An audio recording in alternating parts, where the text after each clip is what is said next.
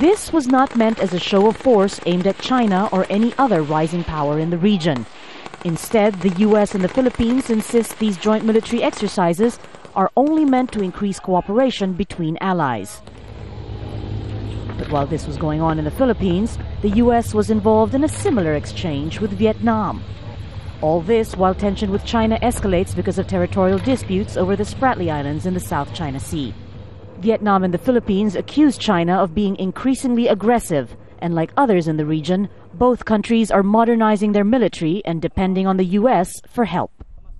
The U.S. is very much engaged with all the countries in the region. The main thing about the interrelationship of countries is increased confidence. The U.S. has had military bases in both Japan and South Korea since the end of World War II. Both countries consider the United States invaluable not just to their own national security, but to regional stability.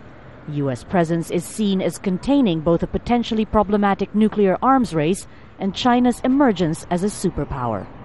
But as part of its new strategy, the U.S. will be redistributing its forces across the Asia-Pacific, pulling 9,000 troops from Okinawa and scattering them everywhere from Guam and the other Micronesian islands to Singapore, Australia, and the Philippines. The Asia-Pacific governments allied with the U.S. find reassurance in its enhanced and more focused presence in the region, but it's an unwelcome one as far as many people are concerned. They find the U.S. military presence intrusive and destabilizing and accuse the superpower of using its allies' weaknesses to pursue its own interests.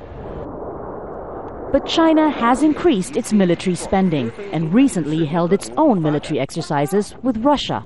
It's pictures like these that concern neighboring governments, and they hope to convince people that the U.S. military is necessary to maintain the peace that allows for the region's economic growth.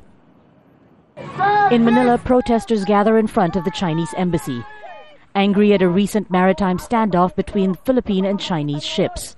They say they're tired of what they call the arrogance and the aggression of larger militarized states. As the region's governments struggle to maintain the balance of power, it is no longer just the U.S. military that is unwelcome. Marga, Ortigas, Al Jazeera, Manila.